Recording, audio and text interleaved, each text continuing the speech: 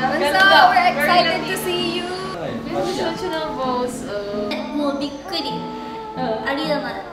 What will you say? Wow, may heart po siya.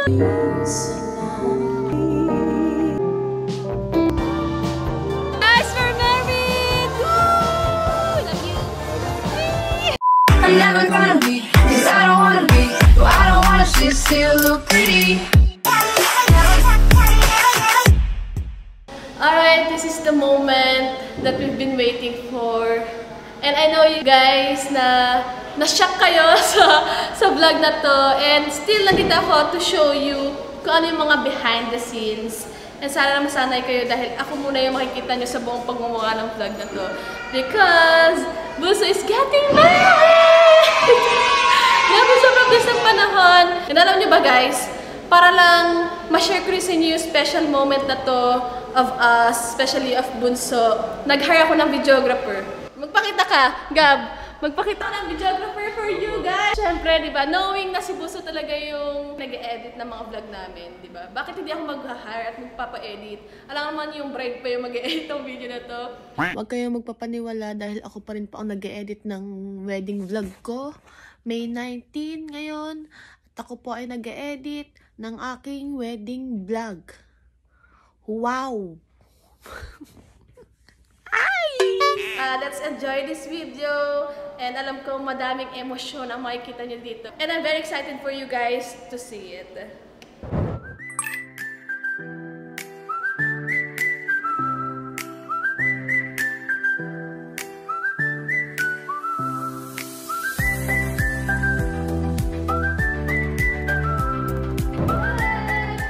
Guys, kapatid ni Kenzie and pamangkin. Fresh from Japan. Arigato. Arigato. Arigato sa si Kimi. Kimi, how do you feel? Do you feel sa kasal ni Kuya? Yes. Nandaro na. Sige, in Japanese, malalagyan natin ng subtitle. Sige. もうびっくり。ありえない。なんか現実だと思えない。Kaya ko ka na. Kaya naman nag-sing in na ba sa'yo yung mga nangyayari? Tagal na yan. Ang tagal. Tagal lang itong gagawin. Sige, ito, ako na ba? Malaki na yan si Bunso. Malaki na si Bunso? Pili ka nga, nag-prepare lang kami ng birthday. Kasi na kaya maraming iyak mamaya. Pili ko ikaw. Basta, oy, tutok ko ito yung camera ko. Pag umiyak mamaya, gusto ko yung focus talaga. Dito tayo sa family ni Kenzie. Hello! Hi! Family of Kenzie, kapatid ni Kenzie, and sister-in-law and mga pamangkin. Hello. Diba, gaganda mga pamangkin. Oh, you say hi to the vlog. Say, what will you say to Tito Kenzie? Oh, what will you say? Wow, may heart po siya! Sobrang cute! You love Tito Kenzie? Are you excited to see him? Yes. Ano na ba? Natanggap nyo na? Like, ito na to? Oo naman, kasi pagkadating ni Roshua sa buhay niya, binigay na namin.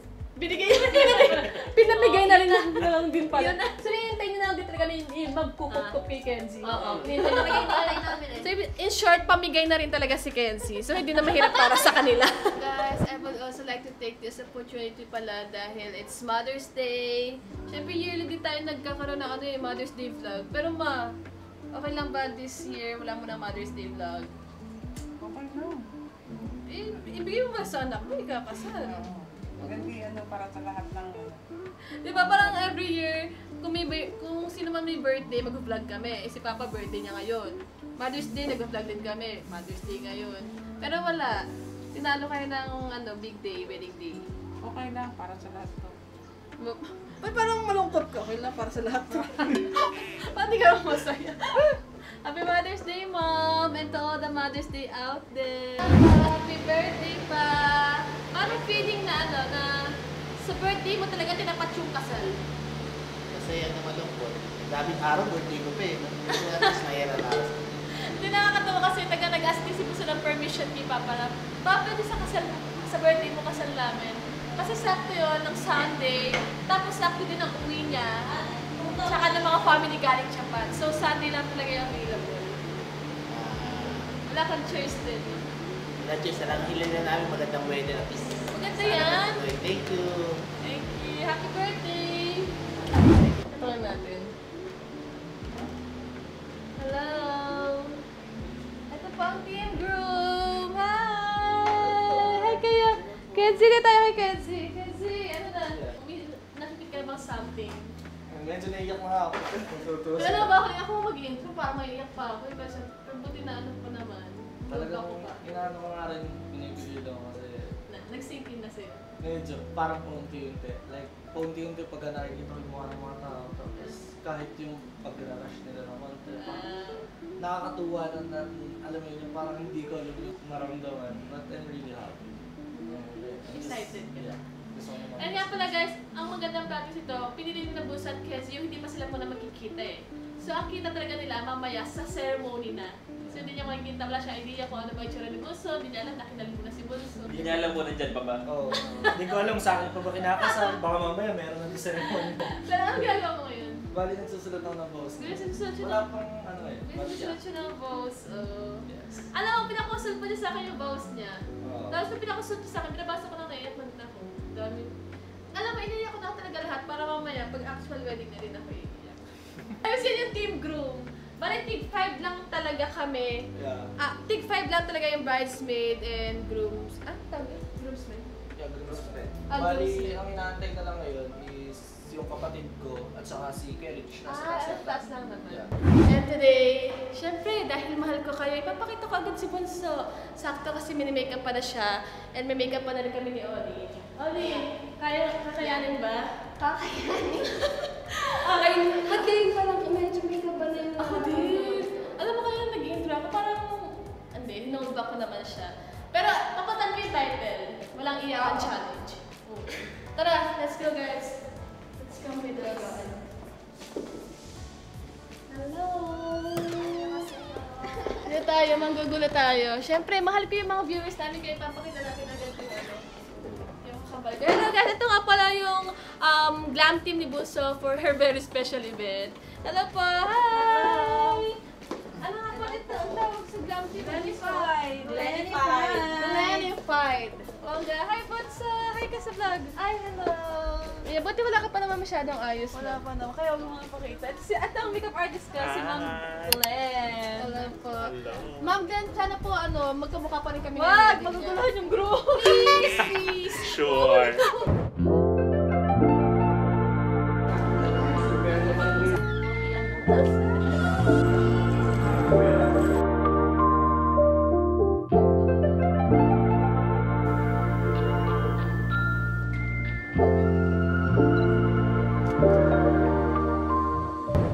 BTS, wala pa tayong ginagawa eh. And naghihintay lang ako for shoot dito sa prep shoot. The Ate Sesh. One of my bridesmaids. Of course, Ate Sesh. Happy Mother's Day, Ate Sesh. First time niya mag-Mother's Day. Ay, Alam po si Tita. At si Tita Satomi, ay, alam pa.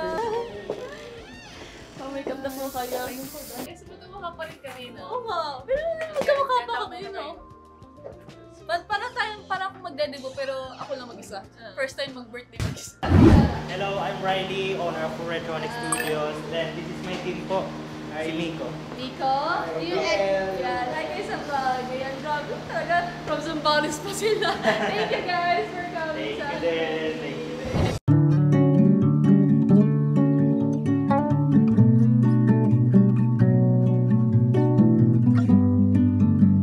and okay guys, gusto ko pala ipakilala sa inyo ang aking second mother for today's event. Hello. Siya po si Ate Joanne. Shoutout po sa kanyang anak, si Jairus. Pera mo na ng nanay mo. Hello guys, time check tayo is 12:14. Pumasok kami sa kwartong to, parang mga 10 AM pa lang. By the way guys, dito nga pala kami sa may Lehardin, Rosella, Tagaytay. Later on, makikita nyo kung gano'ng kaganda yung setup kasi preferably nila yung garden wedding. And thankfully, we had a good weather. Hopefully, hanggang dulo na to, hanggang gabi, para walang mauudot na ganap. And time check, it's 1:15 and guys, pa yung mga ibang relatives and family ni Bunso and Kenzie. Ngayon, gagawin lang tayo kasi for today's din, since I'm the maid of honor, madami tayong kaganapan. Ibig sabihin kasi na maid of honor, alalay ka ng bride. Outfit check! Sabi mo, outfit check to! We are the bridesmaid. 3 out of 5. Wala pa yung dalawa. Pero tayo na mag-outfit check. Mag-outfit check. Kaya naman, at siya na. Okay ba din? Ay, pero ang ganda diba? Napaka-demure look na medyo may pagka... So, we're excited to see you! Yeah! Huwag na kayo mag-outfit sa ni Buso. Ganto lang din yun. Oh, hindi pa pakabuk yun, te. Ate Next! Unso's best friend. By the way, guys, yung team ni Buso ngayon is black. All black. Siya lang yung nakaputi. O, di ba? Bida-bida. And baby. And baby selfie. Lahat kami naka-all black. And di ko ata nabanggit, pero it's an intimate wedding. Kaya niya naman si Buso, hindi yan maarte. Gusto lang niya yung simple. Kung makikita niyo yung gown niya, sobrang simple lang din. Pero alam ko mag-stand out pa rin siya.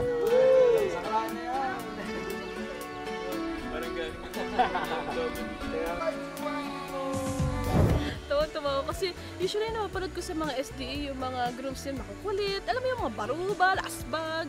Ito yung mga groomsmen nila Kenji, mga national. Parang mas asbag kami mamaya mga bridesmaid kayo sa mga groomsmen. Posisyon muna bago magkasal. Kasi guys, dito sa Le Jardin Rosella, meron silang dalawang area. Ito yung pinaka-building. Dito yung may mga madaming rooms and dito rin kami nag-prep. And then, meron sila yung isa pang area, tatawid lang kami. And then, nandun lahat ng garden, nandun yung reception, nandun yung ceremony.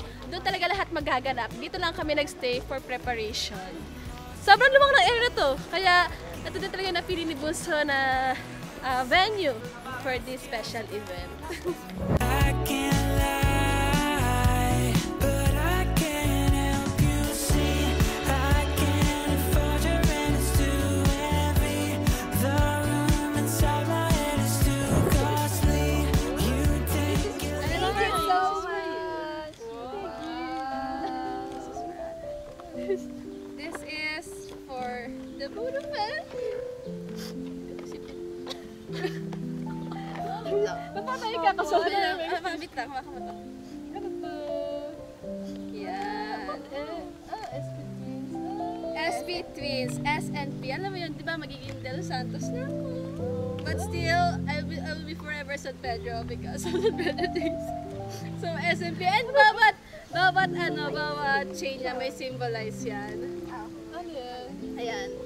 Tulad nito, black. Tingnan mo to.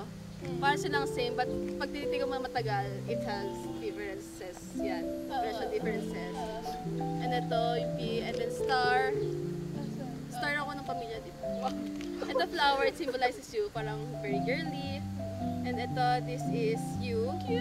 This is me. At ito ako, bata. Very ate ka. Kami iyak, te. And yun lang. Nakikita ko sa bahay. Ang pala to. Oo, kaya nga ang kulit mo kasi. Kinakalikot mo yung mga gamit ko. Bakit SNP? Kaya thank you. Love you. As what I've said, gusto niya ng garden wedding and dito talaga sa venue. Very perfect talaga yung garden wedding dito. And before that, itutur ko na rin kayo. Meron din tayong mga grazing and coffee dito pala. Hello po! Nice meeting you. I'm Rachel po pala. Yung senior chef. Hello, ma'am. Angelica po. Actually, ma'am, we were friends with the curtain. Ay, talaga? Birthday niya. Oh, the birthday. The best din yung garden ko na yun. And then yes, we have here Beanful Coffee Bar. Ito yung kausap ni Buso nga na sabi niya, may coffee tayo sa namin, sa kasal. Since knowing Buso, very fan talaga siya ng iced coffee. Like parang random, sabi lang siya, gusto mo ng iced coffee. Kaya like, they have Beanful for today's event. And then we have here our grazing table. Pwede patikman kung matamis. Hindi natin kung matamis ang ano. Masarap. We really love fruits. Thank you. Ganda ceremony, look. Yes, look at that. Yung pinaka-garden dito sa Le Jardin.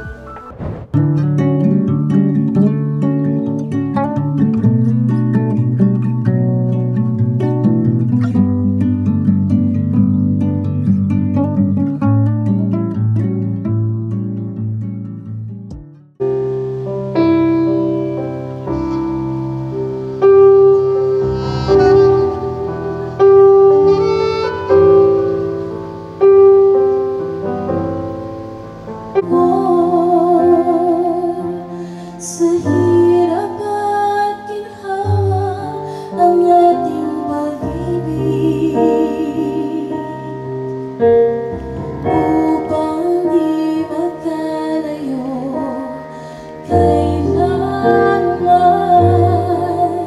pagkat ang tulad mo ay minsan lang sa buhay ko.